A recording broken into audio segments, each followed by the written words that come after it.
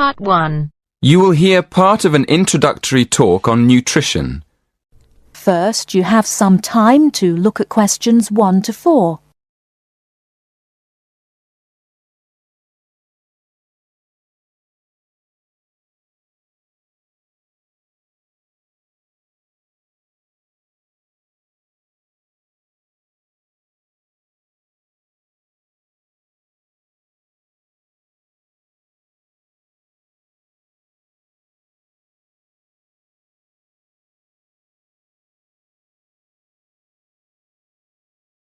Listen carefully and answer questions 1 to 4. Good afternoon. Many people in the Western world eat the wrong food, and they eat far too much of it. So, the topic of my lecture today is healthy eating. I'll divide my talk into 3 parts. Firstly, I'm going to define what I mean by healthy eating. After that, I'll go on to talk about why people don't eat properly, and then I'll finish my lecture with some ideas for improving the situation. Right. So, what do I mean by healthy eating?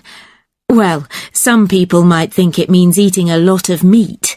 Of course, vegetarians wouldn't agree with this. They think eating meat is very unhealthy. Other people think that eating a lot of cabbage is good for you, or a lot of salad. Well, naturally, cabbage, salad and meat can all be part of healthy eating. But for me, healthy eating means 2 things.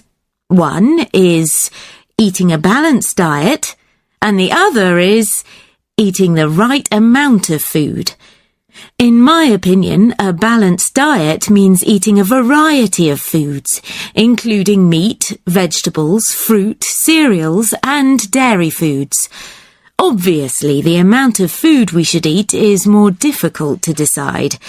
It depends a lot on how active we are. Before you hear the rest of the conversation, you have some time to look at questions 5 to 10.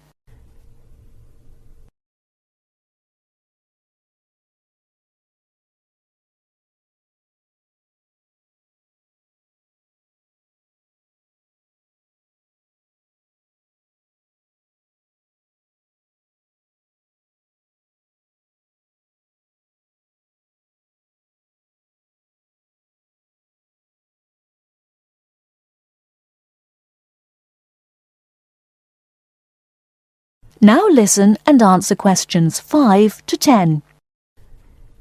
Now on to my next point. Why do so many people eat badly? Well, let's look first at having a balanced diet.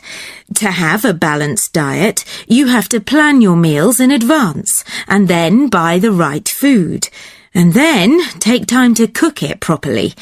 But these days, people are so busy working that they don't have time to go shopping, so they end up buying fast food at the last minute. Another reason people don't eat well nowadays is that it's actually cheaper to buy food already prepared in a packet. So, people who haven't got much money will buy packet food rather than cook something fresh.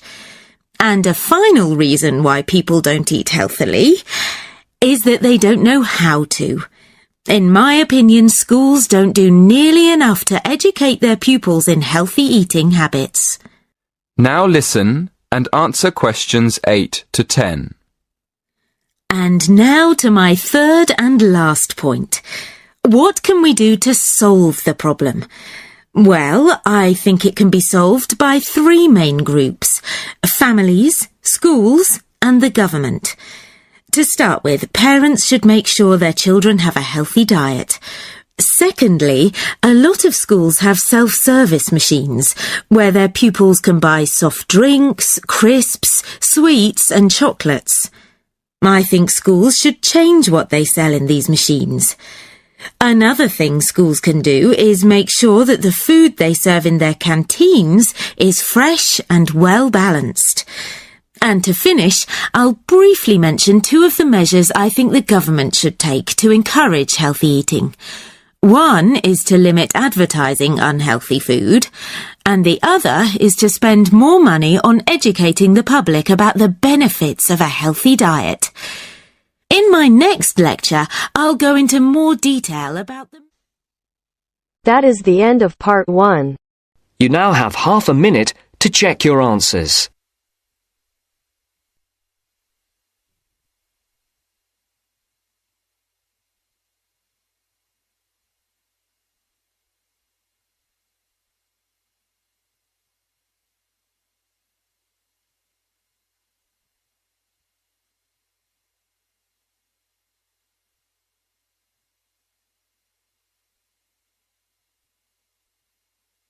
Now turns to part 2.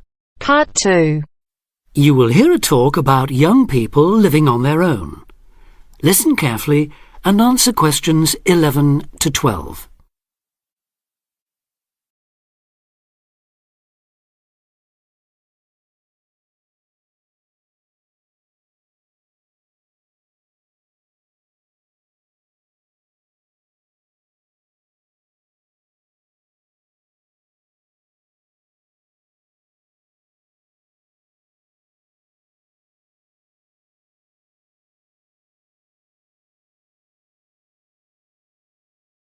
Listen carefully and answer questions 11 to 12. Loneliness is something we all suffer from in varying degrees, but young people living on their own can be particularly vulnerable. Many who leave the family home find they are less confident and have more difficulty in finding their feet than they expected. Often going to work or study in another town or city will be the first time they have lived away from home. Although this may sound like an adventure for those dying to get away from the glare of the parental eye, for others it is a daunting prospect which generates apprehension, uncertainty and even fear. In fact, in a recent survey of over 1,600 people who had recently left home, 32% said that understanding and coping with loneliness was a crucial issue for them and made them feel highly stressed and distracted. An annual report by researchers last year recorded a noticeable increase in the number of individuals with homesickness, transition and isolation issues. Acknowledging that feelings of loneliness and isolation could impede progress at work or study, they examined the number of people using the welfare and health services. They found that young people in particular were prone to difficulties. Last year, 61% of all people using counselling services were aged under 30, and of this group, 57% were men. Now listen and answer questions 13 to 20.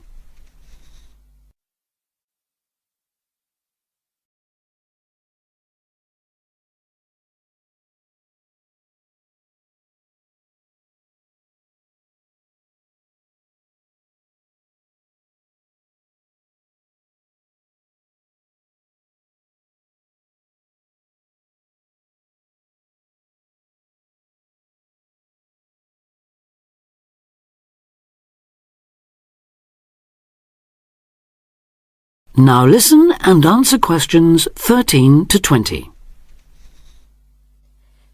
Leaving home involves a major change in lifestyle, work patterns and degree of independence. You will be away from home, family and friends and are no longer supported by familiar surroundings. For this reason, in the first year a lot of young people suffer from loneliness. Ironically, this sense of isolation comes at a time when you are likely to be surrounded by people most of the time. Living in a busy city, travelling on crowded buses and trains, you will be constantly among people. But this can sometimes compound your sense of being alone. Seeing others who appear at ease among large crowds, mingling and making friends, can make you feel excluded and inadequate. Adapting to a new environment makes people uncertain of what to do or how to behave and breeds insecurities which can make for a real sense of isolation. It is often those who are more used to being on their own who deal best with the transitional period of leaving home. Other reasons for feeling alone include high expectations of the big city, where you have the best time of your life and meet lifelong friends. It may be the first time you have had to make new friends since you started primary school, and perhaps you are reluctant or finding it hard to replace old friends whom you miss. There are also pressures to juggle work and socialising, which may leave you feeling left out. Or it could be that you have a long-distance relationship and feel torn between your new lifestyle and that special person who lives so far away. Because loneliness can leave you with a sense of low self-esteem, where you become self-conscious and feel you have been rejected, it is very difficult to overcome. You may be reluctant to even try and make new friends or take part in social activities, and will also find it difficult to say no to things, leaving you feeling exploited and weak. One of the ways of combating loneliness is to remember that it's not your fault, and that it's something everyone has to deal with, despite appearances. Counsellors advise those feeling lonely to speak to someone they know about their feelings.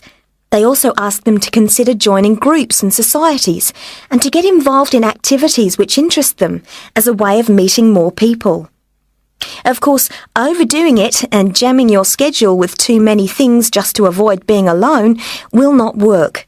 But meeting others with common interests may be a step forward. If you still feel like you need someone to talk to, you could try group counselling, where you will be able to talk to and receive support from a small number of people with the same difficulties as you.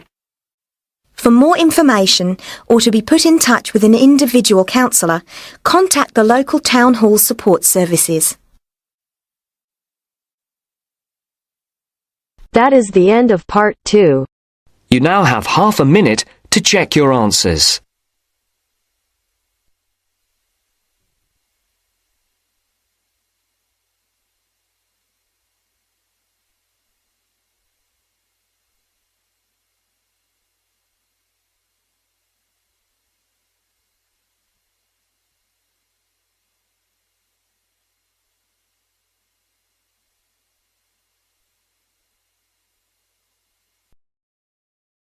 Now turns to part 3. Part 3. You are going to hear a conversation between an interviewer and a professor. First, you have some time to look at questions 21 to 26.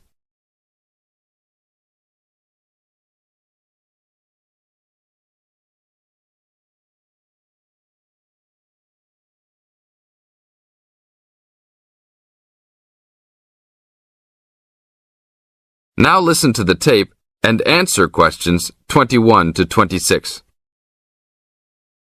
Today I'm here with Professor Nittick, who is our new university president.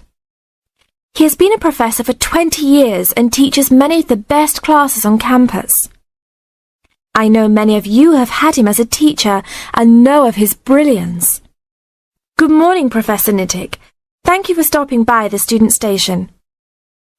Thank you for having me here. It is always great to get to meet many of the students who are involved with our school.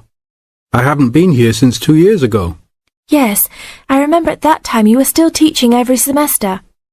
2 years later, you're only teaching every once in a while. But it seems like you are still always busy. The administration world is just as busy as the teaching world for you. How do you stay in touch with the university, even with the change in your everyday duties? I try to stay in touch with what is popular with the university students. I usually spend time with as many students as I can. They usually give me insight into what the new concerns and beliefs are for the new generation. On top of that, I try to be as youthful as I can. I consider myself to be youthful, at least for my age. So I always have a good time and try to stay young. I try my best to not just be a teacher, but also participate in university life. Interesting. So, are you still doing lots of academic work, or are you mostly concentrating on administrative affairs? Well, I mostly do administrative affairs now, but that doesn't mean that I still don't have a very deep interest in academic matters. I often visit other campuses around the world and meet other professors in my field. I learn the most by travelling and seeing the different places of the world and the different fields of thought. I even did a television programme last month in Manchester. Will you be on television any time soon then? Well, you can call the television station and see if I will be on television any time soon. Maybe I will be on the news report. I don't think it is really that significant, though. Oh, really? That sounds great. I will remember to look out for you. Let's move on. With all your busy travelling recently, how do you find time for your personal life? I try to keep my university life separate from my personal life. Sometimes it's hard to find time to just take my wife and 3 kids out for a family dinner, but usually we all manage to get together every few days. I'm taking a few weeks off next month to take my family down to South America, to Brazil for a few days. I can't wait to just sit on the beach. Wow, that sounds like a wonderful trip. Professor Nittick, could you tell the audience a little about what goes on in an average day of a university administrator? An average day? Oh, I don't think there is such thing as an average day for me. The last few weeks I've been travelling all the time. I can be in Los Angeles in the morning and in New York by the afternoon and back to Los Angeles by the evening. Sometimes I will spend the whole week at a new university, showing the new administrators the ins and outs of running a university. Sometimes I can spend the whole day in the office on the phone. So there really is no average day for me. I guess that is because I do so many different tasks. Sorry to let all the viewers down, but that is the plain truth. Now look at questions 27 to 30.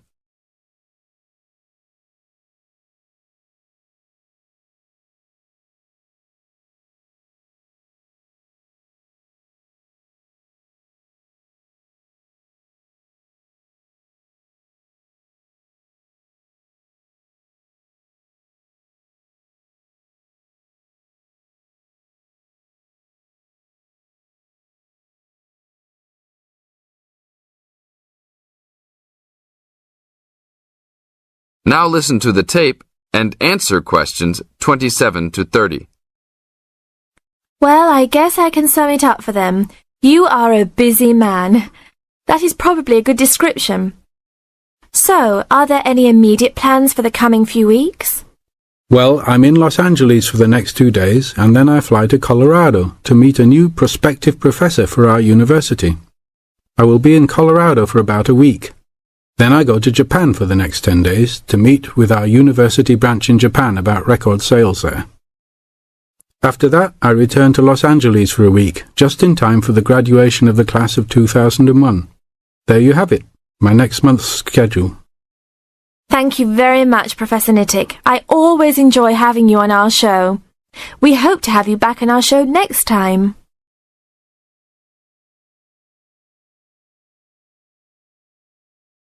That is the end of part 3. You now have half a minute to check your answers.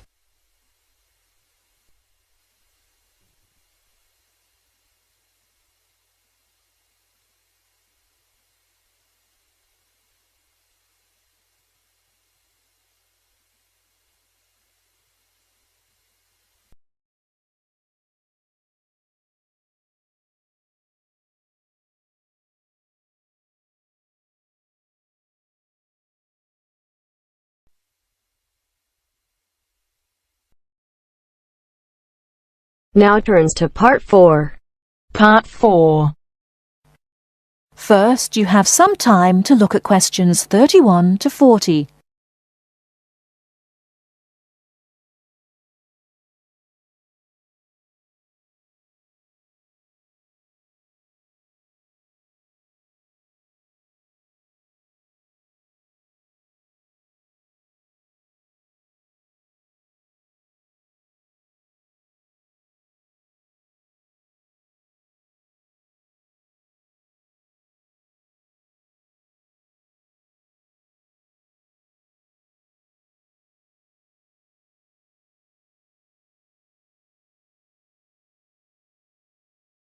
Now listen carefully and answer questions 31 to 40. Last week, we looked at some of the features of modern houses, and today we're going to turn the clock back and look at traditional house design. I've chosen to start with Samoa, which is part of a group of Polynesian islands in the South Pacific Sea, because the influence of culture and weather on house design is quite clear there. So let's have a look at, first of all, at the overall design of a traditional Samoan house. Now, these days, houses in Samoa have become more modern and are usually rectangular. But traditional designs were round, or sometimes they were oval in shape. Here's a picture. This traditional style is still used, often for guest houses or meeting houses, and most Samoan villages have at least one of these buildings. As you can see, there are no walls, so the air circulates freely around the house.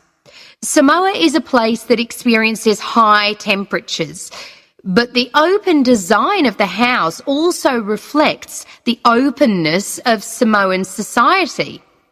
If the occupants want shelter, there are several blinds made of coconut leaves that can be lowered during rainy or windy weather.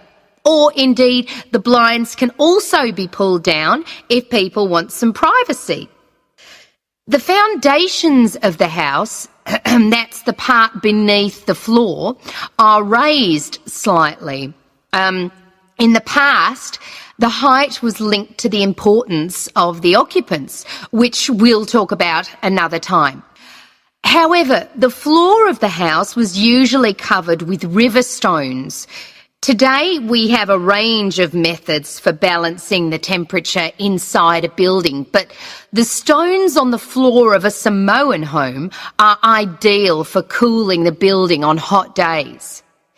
Now, let's have a close look at the roof.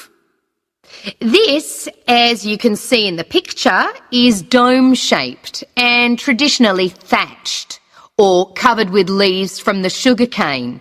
That's an established crop in Samoa. This was a job for the women, and it involved twisting the leaves and then fastening them with a thin strip of coconut leaf before fixing them to the roof in several layers. Now, the shape of the roof is important. You can see that the sides are quite steep, and that's done so that the rain falls straight to the ground without moisture going through the leaves and causing leaks or dampness inside the house. Then you'll notice how high the top of the roof is. This is a way of allowing heat to rise on sunny days and go through the thatching, thereby cooling the house. So, how does the house stay upright? Well, there are a number of evenly spaced posts inside. They encircle the interior of the building and go up to the roof and support the beams there. They're also buried, usually about 1.5 meters in the ground to keep them firm. These posts are produced using local timber from the surrounding forests. They're cut by men from the family or village, and the number varies depending on the size and importance of the house. Now, these posts were a very significant part of Samoan culture and did much more than hold up the roof. When there were meetings, people sat with their back to certain posts, depending on their status in society. So there were posts for chiefs, according to their status, and posts for speakers, and so on. And ordinary people sat around the side on mats. The last area I want to look at today is the attachment of the beams and posts, what you call fixing the construction. Traditionally, no nails or screws were used anywhere in such a building. Instead, coconut fibres were braided into rope to fix the beams and posts together. The old people of the village usually made and plaited the rope. This was a lengthy process. An ordinary house used about 40,000 feet of this rope. And as you can see in this picture, the rope was pulled very tightly and wound round the beams and posts in a complex pattern. And in fact, the process of tying it to the beams so that it was tight and strong enough to keep them together is one of the great architectural achievements of Polynesia. That is the end of part 4. You now have half a minute